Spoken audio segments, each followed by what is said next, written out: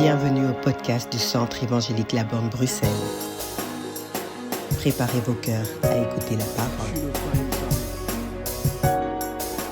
Alors, je commencerai ce matin par saluer la présence de notre Dieu, celui qui a rendu cela possible et tangible aux yeux de tous. Lorsque nous passerons devant ce bâtiment, nous saurons que Dieu a gravé son empreinte dans nos vies à travers quelque chose de matériel. Il n'est pas seulement le Dieu de l'invisible, mais il est le Dieu des cieux et la terre. Et nous pourrons le témoigner dans les temps à venir. Amen. Je bénis le Seigneur pour ta présence. Je remercie le pasteur encore pour la confiance qui m'a été accordée, ainsi qu'à maman Solange, qui sont des grands intercesseurs pour moi et qui m'ont porté jusqu'à présent dans la prière. Je remercie également mon épouse, qui est également une intercesseuse à mes côtés et qui m'a enseigné encore ce matin. Je remercie le Seigneur pour ta présence, car sans toi, il n'y a pas d'église. Nous sommes des pierres vivantes que le Seigneur a ramenées en ce lieu afin de glorifier son saint nom. Alors j'aimerais que tu puisses acclamer également pour toi-même. Car Dieu est passé par toi pour graver son nom dans l'histoire de la Borne Bruxelles. Comme le livre de Jérémie, à chaque fois qu'on passait devant le mur qui avait été érigé, on dit que le nom de ceux qui avaient contribué à son œuvre y était gravé. Je crois que ton nom a été gravé dans l'invisible. Et il y aura une réponse qui te sera accordée dans chacun de tes tourments, dans chacun de tes besoins. Notre Dieu est le Dieu des souvenirs. Celui qui a dit « J'ouvrirai le livre des souvenirs ». Il n'y a pas que le livre de vie. Dieu également prend compte des accomplissements et des œuvres que tu as effectuées ici-bas. Et je crois qu'au temps favorable, il te le rendra. Alors, nous sommes dans l'année marquée par le sceau de la productivité. Et pour commencer mon propos, j'aimerais prendre le livre de 1 Chronique 13.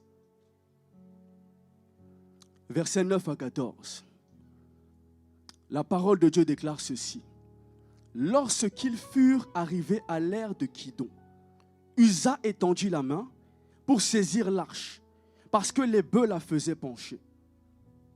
La colère de l'Éternel s'enflamma contre Uza, et l'Éternel le frappa parce qu'il avait étendu la main sur l'arche.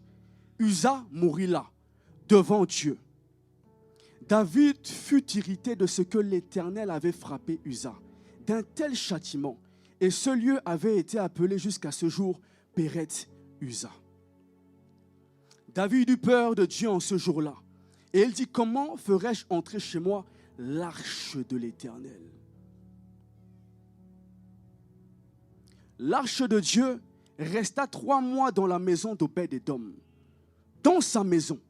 Et l'Éternel bénit la maison d'Obed-Édom et tout ce qui lui appartenait. J'aimerais annoncer à une personne que l'Éternel bénira ta maison. Que tu vas vivre la grâce qu'a vécue Obed-Édom. Vous allez comprendre pourquoi notre Dieu est un Dieu qui aime également maximiser sa présence. Sa présence n'est pas que spirituelle, mais lorsqu'elle se manifeste dans la vie de l'homme, elle se tangibilise aux yeux de tout un chacun qui l'environne. Et quand on lit ce passage, on remonte encore à la Genèse où Dieu nous a demandé d'être productifs à travers Adam. On va nous dire qu'il va l'établir dans un jardin et il avait tout mis à sa disposition afin qu'il puisse accomplir le mandat pour lequel il l'avait envoyé sur la terre. Mais ce que j'aime dans la parole, c'est qu'on va nous dire que Adam était nu sur le plan physique, mais sur le plan spirituel, il avait un vêtement qui n'était point visible des yeux d'homme. C'est la raison pour laquelle, lorsque Adam marchait dans le jardin, on ne voyait pas un homme, mais toute la création voyait le Dieu qu'il avait formé. La gloire de Dieu pouvait ainsi s'exprimer sur toute la terre, parce qu'il lui a demandé de la remplir. Et parce que Adam a failli, on va nous dire qu'il va être dépossédé de ce vêtement. Et c'est seulement à ce moment qu'il va réaliser qu'il était nu. Pourquoi? Parce que d'autres yeux se sont ouverts. Lui qui marchait par l'esprit a commencé à marcher par la chair. Et l'histoire nous a prouvé par la suite qu'Adam avait véritablement failli à l'égard de ce pourquoi il avait été envoyé sur la terre. Je vous passerai les détails. On va arriver dans le livre de... Nous sommes dans le livre d'Exode. Dieu va saisir Moïse et va lui demander de se rendre en Égypte afin de délivrer son peuple. Moïse va s'exécuter et Dieu va accomplir des exploits vis-à-vis des Égyptiens jusqu'à frapper leur premier-né. Les Israélites vont sortir avec tout ce qui leur appartenait et même avec les trésors des Égyptiens. Et après le passage de la mer Rouge, et c'est là que notre propos va commencer, Dieu va commencer à parler à Moïse et à lui instruire. Il va demander de sa part à ce qu'il puisse construire quelque chose qui le représente. Pourquoi? Parce que le plan qui avait été donné à Adam n'avait pas échoué totalement. Dieu est un Dieu qui est un Dieu d'éternel recommencement. Il va dire à Moïse, j'ai parlé à Adam et il a failli, mais à travers toi, je veux toujours siéger parmi mon peuple. C'est la raison pour laquelle j'exige de ta part que tu me construises un emplacement. Selon le modèle que tu auras reçu, construis le tabernacle, afin que je siège parmi mon peuple. Et nous savons que le tabernacle était un emplacement mobile qui était voué à se déplacer avec le peuple d'Israël à chaque fois que Dieu l'exigeait. Et dans ce tabernacle, Dieu va demander à ce que Moïse puisse convoquer des personnes qui pourront construire l'arche de l'alliance. Il va donner des détails. Il va demander à ce que l'arche soit composée à partir de bois d'acacia, recouvert d'or, au-dedans et à l'extérieur. Il va demander à ce que son couvercle soit gravé par des chérubins, deux qui sont vis-à-vis l'un de l'autre et dont les têtes sont inclinées et dont les ailes sont déployées. Il va donner tous les détails. Il va demander à ce qu'au niveau des pieds, qu'il y ait 4 anneaux par lesquels on pourra passer des bâtons afin de transporter l'arche. Pourquoi? Parce que l'arche ne pouvait jamais être transportée par une autre catégorie que les Lévites. C'est la raison pour laquelle il va demander à ce que l'arche puisse être composée de ces anneaux. Pourquoi? Chaque fois que l'arche devait être transportée, des Lévites devaient être disposés pour le faire. Et ils ne pouvaient pas toucher l'arche. C'est la raison pour laquelle ils devaient le porter via les bâtons et le poser sur leurs épaules, symbole de soumission à Dieu. Dieu a donné toutes les prérogatives vis-à-vis du déplacement de l'arche. Il leur a donné tous les détails, toutes les dispositions. Et à chaque fois que le peuple se mouvait, les Lévites étaient apprêtés. Ils étaient appelés, ils étaient convoqués. Ils prenaient l'arche, ils le posaient sur leurs épaules. Et seuls eux étaient accrédités pour le faire. On l'a vu lorsqu'ils ont traversé le Jourdain.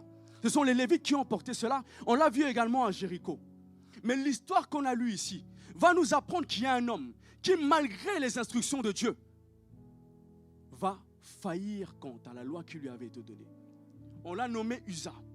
Uza n'était pas un Lévite. Il ne faisait pas partie de cette catégorie. Mais alors qu'ils sont en train de transporter l'arche, parce que l'arche avait demeuré 70 années dans la maison d'Abinadab. Mais lorsque David va prendre le trône, peu de temps après, il va réquisitionner l'arche, il va demander à ce qu'on la transporte là où il se trouve. Et c'est dans ce contexte que tout le peuple d'Israël va aller dans la maison d'Aminadab, va prendre l'arche et va la transporter, jusqu'à arriver à Kidon. Mais un événement va se produire, alors que l'arche est en train de tanguer et menace de tomber. On va nous dire qu'un homme qui ne faisait point partie de la catégorie appelée par Dieu va se décider à toucher l'arche. Et lorsqu'il touche l'arche, automatiquement le châtiment tombe sur lui. Il est frappé. Et on va nous dire qu'une grande brèche sera créée en lui. David va s'irriter et le projet qu'il avait initié va mettre fin. On va nous dire qu'il va être en colère contre Dieu et va se décider maintenant à laisser l'arche chez quelqu'un.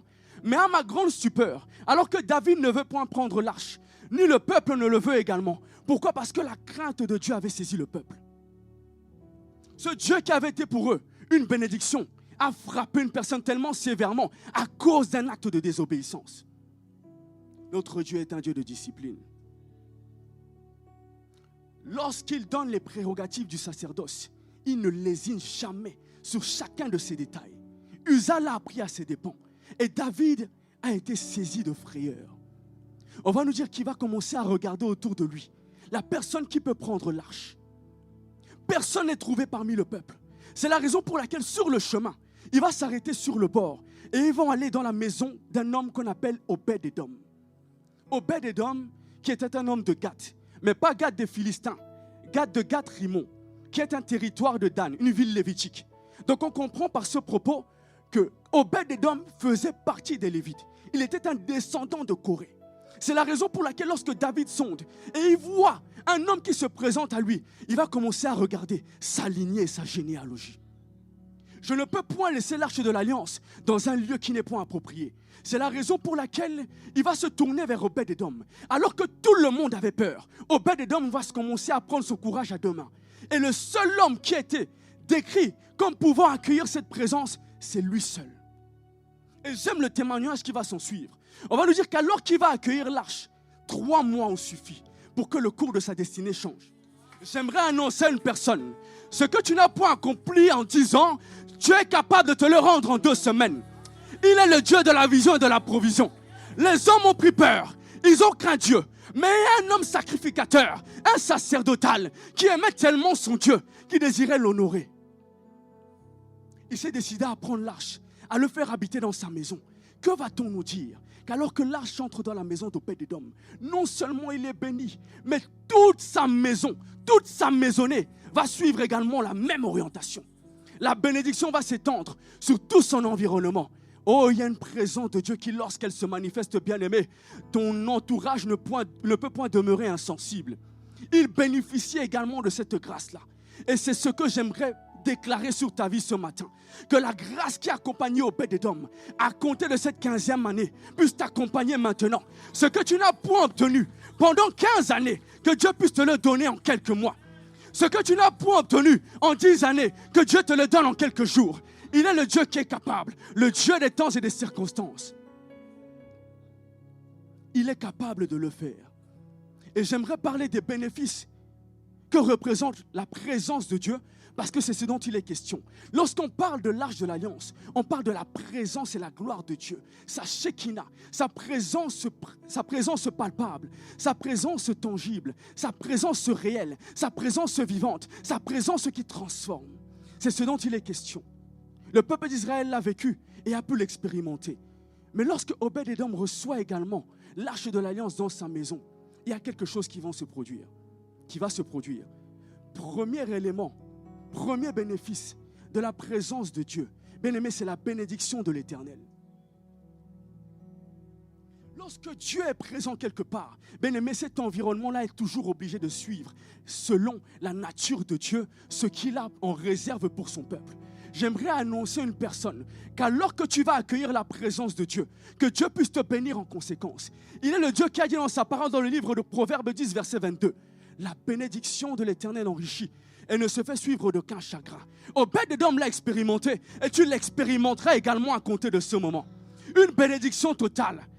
Deuxième élément, elle se fait suivre d'une paix sans pareille. Pourquoi? Parce que la paix est une dimension de la gloire de Dieu.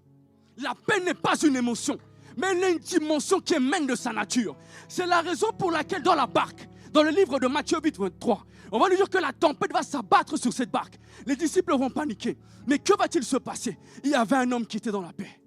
Il dormait. Pourquoi? Parce qu'il ne nous a jamais exemptés des tumultes. Il sait qu'il nous a livrés à être exposés à des batailles. Mais il nous a communiqué sa paix. De manière à ce que lorsque l'adversité se lève, tu ne sois jamais ébranlé. J'aimerais annoncer à une personne que le Dieu qui a parlé dans Ésaïe 26, 3, celui qui a dit « Je donnerai la paix dans la paix », celui qui s'appuie sur moi, puisse être également celui qui accomplit cela dans ta vie. Alors que tu traverses des périodes difficiles, que la paix soit ton partage. Il a dit « Je vous donnerai la paix ». Pas comme la donne le monde, mais comme moi seul je peux la communiquer. Il y a une paix qui n'est propre qu'à Dieu seul. Les hommes peuvent te consoler, les hommes peuvent te parler quand tu traverses des périodes difficiles, mais il y a une paix que seul Dieu peut communiquer. Oh, j'aimerais parler à une personne qu'il n'y a pas que Job qui a expérimenté cela. Tu peux l'expérimenter également. Alors qu'il a perdu toute sa maisonnée, il va dire l'Éternel a donné, l'Éternel a repris. Quelle paix as-tu, Job, pour parler de la sorte?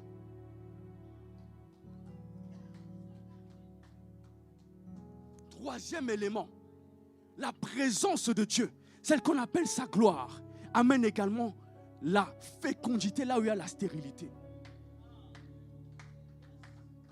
Là où il y a la stérilité émotionnelle, la stérilité relationnelle, la stérilité spirituelle, la stérilité physique, Dieu est capable de la changer en fécondité. C'est la raison pour laquelle lorsqu'on parle du témoignage d'Obed-Édom, on va nous dire qu'à travers la présence de l'arche de l'alliance, 8 fils lui sont nés. Et regardez le témoignage qui va s'en suivre. 62 petits-fils vont lui être donnés. Et pire encore, chacun de ses enfants, chacun des composants de sa postérité sera assigné au service au temple.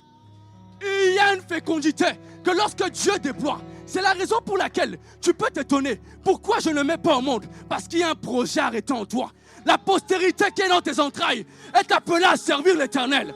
C'est la raison pour laquelle Anne peut gémir. Mais lorsqu'elle dit, je vais le donner en offrande, Dieu agrée. Élie sort et prononce un décret. Voici qu'il te soit fait selon ta foi. Lorsque Dieu prépare un projet, il veille toujours à ce que ce projet puisse servir ses intérêts. Tu peux te questionner. Pourquoi depuis que je prie, pourquoi depuis que je jeûne, pourquoi depuis que je gémis, je ne vis pas encore la présence et la manifestation de sa promesse? Il y a un projet en gestation. Chacun des composants de sa postérité est assigné au service dans le temple, dans la présence de Dieu. C'est là que Dieu les voulait. C'était là son héritage. Oh, lorsque Dieu bénit, cela s'étend également sur les générations suivantes. C'est la raison pour laquelle Dieu ne s'arrête pas seulement à te bénir, mais il veille à ce que la bénédiction s'étende dans le fil des temps. Il a dit, je suis le Dieu qui bénit jusqu'à la 4e génération. Le Dieu de la prolongation, le Dieu de l'extension. Tu ne sais pas pourquoi tu passes ces temps difficiles. Pourquoi? Parce qu'il y a des générations qui sont dans le caradar et la perception de Dieu. Ne pleure plus, ne gémis plus. Pourquoi? Parce que Dieu sait ce qu'il est en train de faire. Il ne faillit jamais à ses promesses. Quatrième élément, la présence de Dieu amène la sécurité et la protection. Israël fuit les Égyptiens. Pharaon se met à leur suite. Que va-t-il se passer? La Shekinah va se déployer. On va dire que la colonne qui était devant eux, la colonne de nuée, va passer derrière eux. Nous sommes dans Exode 14, du verset 19 à 25. La colonne qui les précédait, la présence de Dieu qui les guidait vers la mer Rouge, va se mettre derrière eux, entre eux et Pharaon, et va commencer à combattre pour eux. On peut lire cela. L'ange de Dieu qui allait devant le camp d'Israël partit et alla derrière eux. Et la colonne de nuée qui les précédait partit et se tint derrière eux. Ça ne suit pas. Mais dans la suite de l'histoire, on va nous dire que Dieu va combattre pour le peuple d'Israël. Les chars de Pharaon vont être mis en déroute. On va nous dire que Dieu va briser leurs roues. Lorsque la présence de Dieu vient, bien-aimé, elle sécurise également ta vie et ta destinée. C'est la raison pour laquelle le psalmiste va dire dans Psaume 3, « Oh Dieu, tu es un bouclier autour de moi. Tu es ma gloire. » La gloire de Dieu a la capacité de protéger chacun de ses enfants. L'adversité viendra, mais lorsqu'elle viendra à la manière de Job, quand Satan va auprès de Dieu, il va dire, n'as-tu pas mis une muraille autour de lui, autour de tout ce qui lui appartient?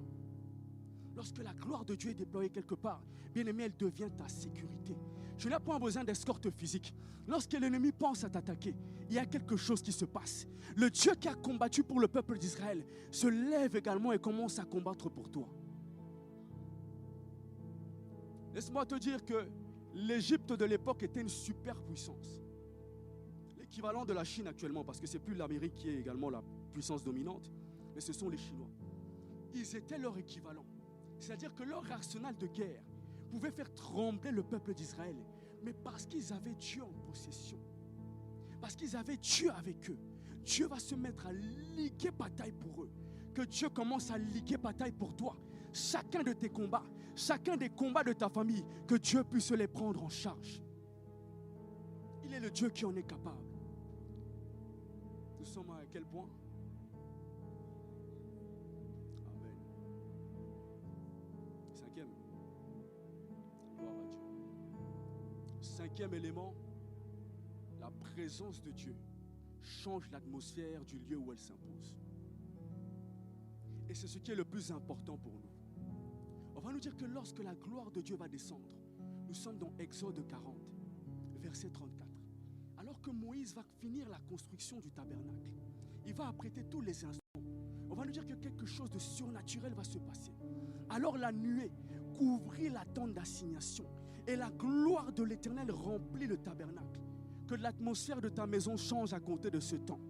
Il y a une saison lorsque Dieu déploie sa gloire. Les conflits qui avaient lieu entre toi et ton époux commencent à prendre fin. Tu ne comprends pas quelle atmosphère règne chez toi. Mais lorsque Dieu déploie sa gloire, elle prend également charge de l'atmosphère. Il y a des personnes qui n'arrivent pas à prier chez elles. Mais lorsque la gloire de Dieu se déploie, bien aimé, tu commences à avoir une force surnaturelle. On ne sait pas par quelle force. Moïse a tenu 40 jours sur une montagne sans manger ni boire. Pourquoi? Parce qu'il y avait la gloire de Dieu qui était sa provision. La gloire de Dieu était son alimentation. La gloire de Dieu constituait tout ce dont il avait besoin pour subsister et pour demeurer là sur la montagne. Est-ce qu'il y a une personne qui s'est éloignée de Dieu? J'aimerais te dire que cette présence est encore disponible. Et lorsqu'elle vient, bien aimé, l'atmosphère sur ta vie change totalement. Moïse l'a expérimenté. Il s'est présenté comme étant un homme bègue. un homme au discours difficile. Mais lorsque la gloire de Dieu rencontre un homme, même ses défauts sont effacés. Toutes ces lacunes, toutes ces carences disparaissent. Et ce n'est plus un homme qu'on commence à voir, mais c'est Dieu qui est exprimé à travers cet homme. J'aimerais dire à une personne que si tu l'as perdu, tu es encore capable de la récupérer. Tout est une question de volonté. Obed-Édom n'était pas un homme à 4 pieds. Il n'était pas un homme avec 2 têtes. Il était un homme comme toi et moi. Et lorsque la gloire de Dieu l'a visité, on sait le témoignage qui s'en est suivi. Bien aimé, il est délicat de faire l'œuvre de Dieu sans la gloire qui est apprêtée à nous accompagner. Sans gloire, sans sa présence, nous nous épuisons. Tu as beau avoir la voix la plus belle du monde, mais aussi longtemps que la présence de Dieu ne l'accompagne pas, bien aimé, il n'y aura que stérilité et mort. Nous avons besoin de sa présence pour communiquer la vie partout où nous allons. C'est la raison pour laquelle il y a un homme dénommé Jonas qui a été envoyé à Ninive. On va lui dire que parce que Dieu s'est manifesté à lui, il a suffi d'un seul discours. Il est parti à Ninive, il a crié. Bien aimé, on va nous dire que même les chiens ont jeûné. Le peuple s'est repenti. La destruction qui planait sur eux a été arrêtée par Dieu. On va nous dire que même les animaux, à cause du cri d'un homme, à cause de la voix d'un homme, à cause de la présence de Dieu qui accompagnait un homme, les animaux également vont fléchir leur cœur vers le Dieu pour empêcher la destruction d'avoir lieu. Voici ce que la présence de Dieu est capable de faire. Lorsqu'elle se manifeste quelque part, bien aimé, la foule est attirée. On va nous dire dans le livre d'Actes 2, alors que la gloire de Dieu est descendue, bien aimé, une foule a accouru. Ils voulaient entendre ce qui se passait là. C'était quelque chose d'extraordinaire. On va nous dire qu'ils vont entendre des voix. Ils vont penser que les hommes étaient ivres. Mais lorsque Pierre va sortir, 3000 âmes en une journée, 3000 âmes en quelques minutes, il a suffi d'un discours pour que des âmes soient gagnées à Christ. Bien aimé, lorsque la présence de Dieu nous accompagne, on n'a plus besoin de forcer dans l'œuvre de Dieu. C'est la raison pour laquelle, au lieu de chercher la bénédiction, cherchons la présence. Parce que dans la présence se trouve la bénédiction de Dieu. Est-ce que tu es un homme qui s'attache à la bénédiction ou un homme qui a besoin de la présence? Comprends que lorsque tu auras la présence, les bénédictions suivront automatiquement parce qu'elles reconnaîtront la nature du Dieu que tu portes. C'est la raison pour laquelle je nous invite à toujours affectionner la présence. Comme Paul nous l'a dit, affectionnons-nous aux choses d'en haut. Elle amène un changement radical. Ce qui ne pouvait avoir lieu dans ta maison commence à avoir lieu. Ce pourquoi tu as lutté commence à se produire. Pourquoi? Parce que la présence de Dieu fructifie tout ce qu'elle touche.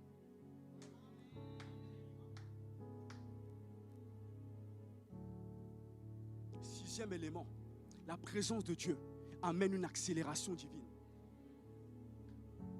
Ce que Obed-Édom n'a pas pu palper en 30 années, il a palpé en 3 mois. Bien-aimé, j'aimerais t'annoncer que ce pourquoi tu as milité, ce pourquoi tu as lutté, ce pourquoi tu as bataillé, un jour viendra où tu verras l'accomplissement des promesses de Dieu et tu seras étonné. Alors que tu seras dans la faiblesse, les choses vont commencer à s'aligner en ta faveur. Pourquoi? Lorsque la présence de Dieu vient, elle amène une accélération surnaturelle, elle amène des opportunités inattendues, elle amène une faveur inexplicable. Tu ne peux l'expliquer aux hommes. J'étais dans la présence de Dieu et voici ce qui s'est passé. Je ne sais pas l'expliquer autrement. Prenez-moi pour un fou, mais j'étais dans la présence de Dieu et voici ce qui a eu lieu.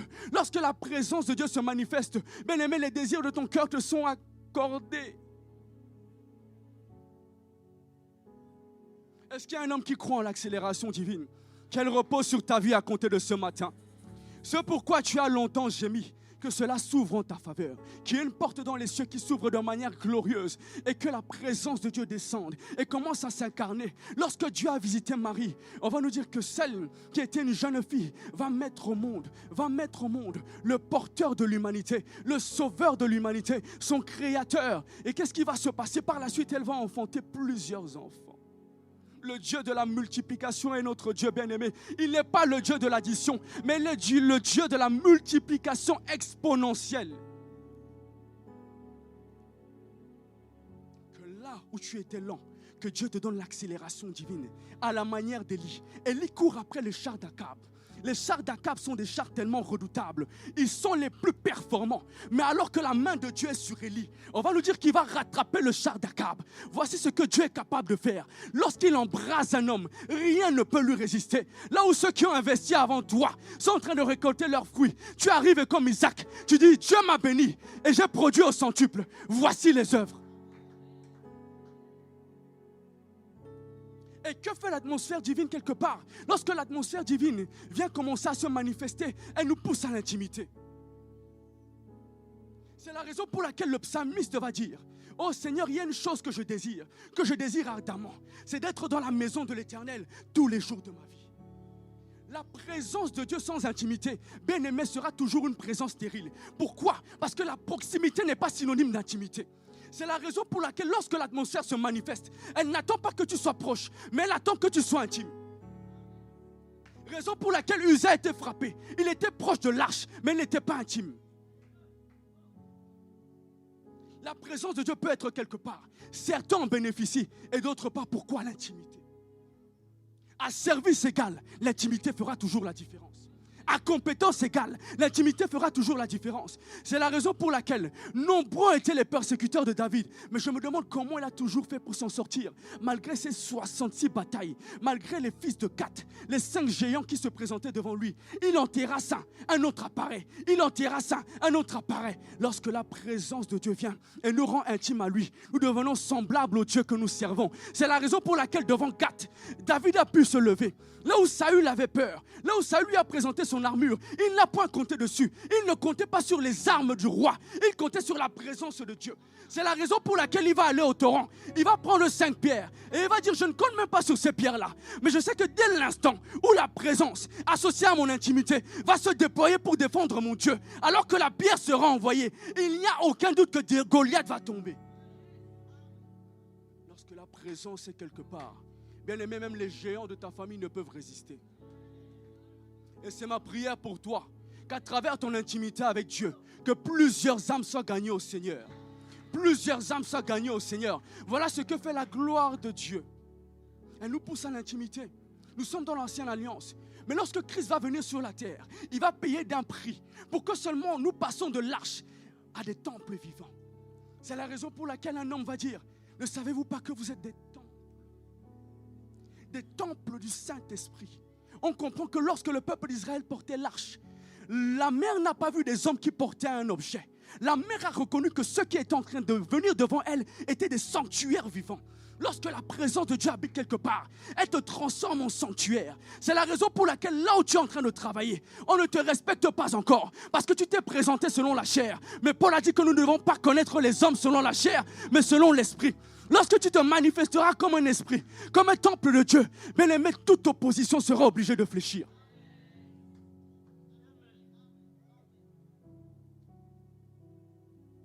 Il a fait de nous des temples vivants, des pierres vivantes. C'est la raison pour laquelle dans 2 Corinthiens 4:7, Paul va nous dire que nous portons ce trésor, cette gloire, cette présence dans des trésors de terre. Il est temps que tu prennes conscience de ta valeur. La valeur d'Obed-Édom a changé à cause de la présence. Sa dignité a changé à cause de la présence. Il n'était pas un homme de renommée. Il n'était pas un homme qui appartenait au cercle de pouvoir. Il n'était pas un sacrificateur influent, mais à cause de la présence de Dieu. Qui est un homme qui commence à s'affectionner à la présence de Dieu.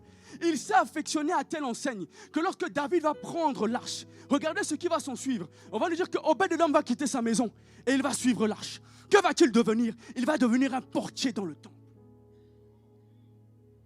Il va se dire: je ne peux point laisser le lieu de ma bénédiction, l'objet de ma bénédiction, je dois la suivre. La gloire qui m'a visité n'est pas appelée seulement à me visiter, mais elle est appelée à demeurer avec moi. C'est la raison pour laquelle je vais la suivre, où qu'elle aille. Et Obed-Édom est devenu un portier au service de l'Éternel.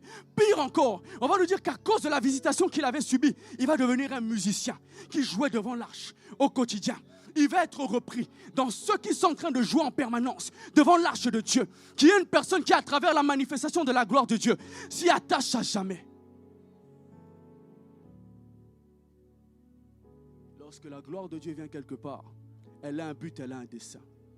Nous sommes des porteurs de gloire et il est temps que nous puissions en prendre conscience. Si Dieu a parlé de cet homme, il est temps que tu puisses prendre conscience de ta valeur aux yeux de Dieu. Il a dit que nous portons en nous un trésor. C'est la raison pour laquelle lorsque tu te présentes quelque part, ne commence pas par des lamentations, mais commence par bénir le nom de l'Éternel.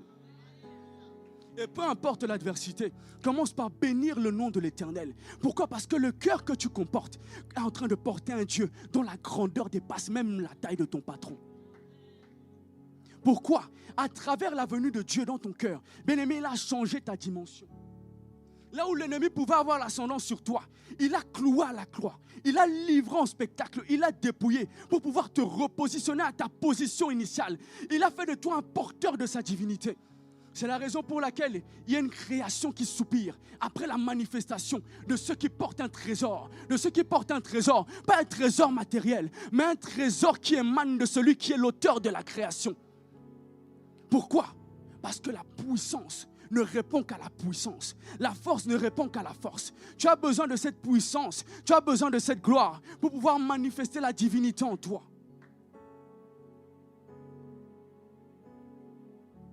Qu'à travers ce jour, ton histoire puisse changer. Comme elle a changé dans la vie d'Obed-Édom, que le cours de ta destinée change. On va nous dire que Obed-Édom va devenir une référence nationale, bien-aimée, à cause de la présence. Il y a de ces hommes dont le seul patrimoine n'est que la présence de Dieu. Je pense à David. Il était là-bas, dans les champs, en train de paître un troupeau. Il n'avait aucune valeur, même pour son patronyme. Mais lorsque la présence de Dieu, portée par Samuel, va venir, on va nous dire qu'il y a une dimension qui va changer. Et celui qui était roi va être destitué, non pas seulement par une parole, mais par l'huile qui avait coulé sur David. Il y a un transfert d'autorité qui va être fait. Tu as reçu ce transfert par l'œuvre de la croix, bien-aimé. C'est la raison pour laquelle j'aimerais que tu prennes conscience maintenant de ta nature. Il a fait de nous un royaume de sacrificateurs, c'est-à-dire des personnes qui portent quelque chose d'inestimable. Là où il y a des décrets qui sont prononcés, lorsque seulement nous nous levons, bien-aimé, le cours des événements change. C'est la raison pour laquelle Pierre peut être emprisonné. Mais lorsque l'Église se lève et commence à prononcer des décrets, même celui qui l'avait tenu pour captif ne peut résister aux oracles de ceux qui portent Dieu. Tu peux mettre une escouade autour de moi.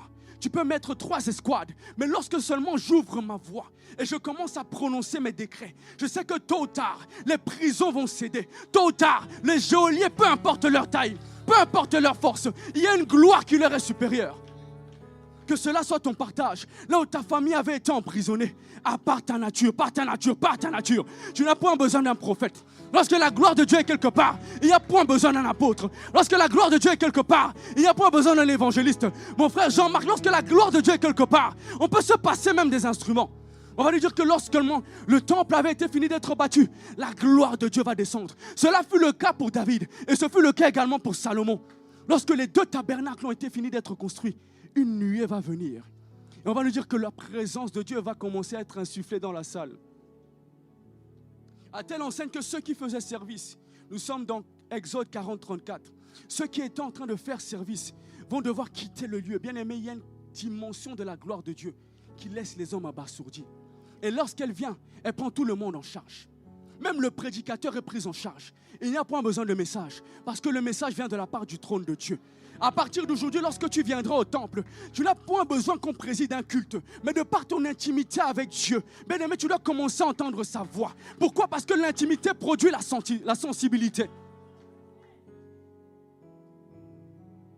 L'intimité nous rend capables d'entendre la voix de notre Père. Il a dit, les brebis entendent ma voix et me suivent. Il désire que tu entendes sa voix, sans passer par un intermédiaire. Il a effacé toutes ces choses. Il n'y a point besoin de lévite, il n'y a point besoin de sacrificateur, tu en es un.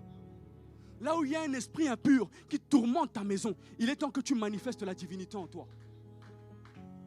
Lorsqu'il y a des oracles prononcés sur ta famille et tu as observé des limitations, il est temps que tu te lèves dans la prière, bien-aimé, tu as le pouvoir entre tes mains. Pourquoi? Parce qu'à travers l'œuvre de la croix, le pouvoir de Christ et son autorité t'ont été remis.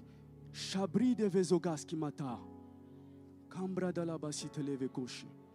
Répétez les vesites. Lorsque la gloire de Dieu vient quelque part, elle change ta destinée. Obed-Édom veut dire serviteur de la chair, esclave de la chair, mais à cause de la grâce. Bien-aimé, de par son nom, il était disqualifié. Mais de par sa grâce, de par la grâce qu'il a visitée, bien-aimé, la destinée d'un homme qui était esclave de la chair va changer et va se retrouver être pris au service de Dieu. Il y a eu un transfert qui a été fait.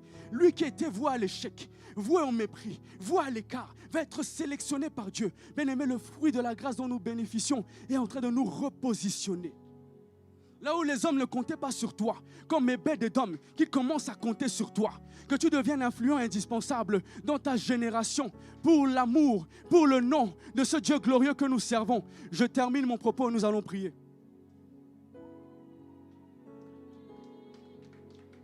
Tu vas demander à Dieu à ce que ta maison soit visitée d'une manière particulière. Tu vas demander à Dieu à ce que ta vie soit une habitation de sa gloire. Parce qu'il ne désire pas seulement que nous soyons visités, mais il désire demeurer en nous. Demeurer là où nous sommes. Il désire changer le cours des événements.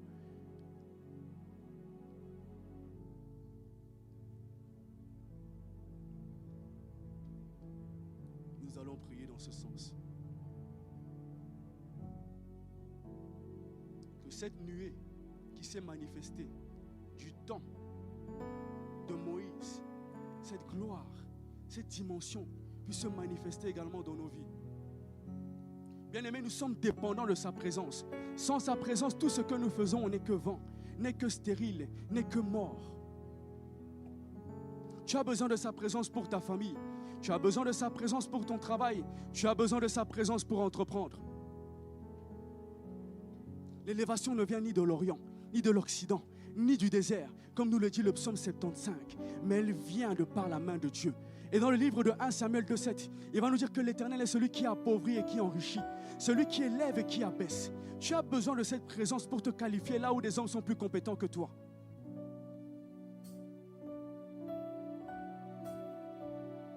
Nous avons besoin de sa nuée. Nous avons besoin de sa capacité. Nous avons besoin de sa présence. Nous avons besoin de sa visitation. Nous avons besoin d'être son habitation au quotidien.